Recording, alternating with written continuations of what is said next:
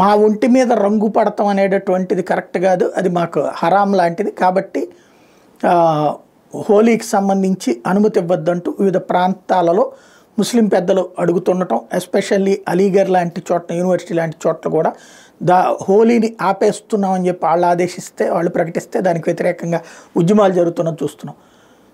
దానికి యోగి ఆదిత్యనాథ్తో పాటుగా అక్కడ ఉన్నటువంటి పోలీసు అధికారులు చెప్తున్నటువంటి అంశం ఏంటంటే, సంబాల్ దగ్గర ఇది ప్రధానంగా వచ్చింది. అక్కడ ఉన్నటువంటి కమిషనర్ అనూప్ చౌదరి ప్రకటించినటువంటిది ఏంటంటే, ముస్లింలకి జుమ్మా 52 సార్లు వస్తుంది ఏడాదిలో.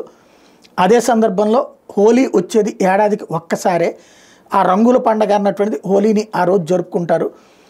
అది వాళ్ళకి వచ్చేటటువంటి ఆ పండగను వద్దనేటటువంటి అధికారం లేదు. ఆ రోజున మీకు ఇబ్బంది అనుకుంటే బయటికి రాకుండా చూసుకోండి, అంతే తప్పించి ఇంకొకళ్ళ పండగ జరపడానికి వీలు లేదు అనే అధికారం ఎవరికి లేదంటూ ఇంకో పక్కన యోగి ఆదిత్యనాథ్తో పాటుగా అక్కడ ఉన్న పోలీసు అధికారులు కూడా హోలీకి అనుమతిస్తాం, అసలు అనుమతి అక్కర్లేదు, దానికి హోలీ జరుపుకోవచ్చు అని చెప్తున్నారు.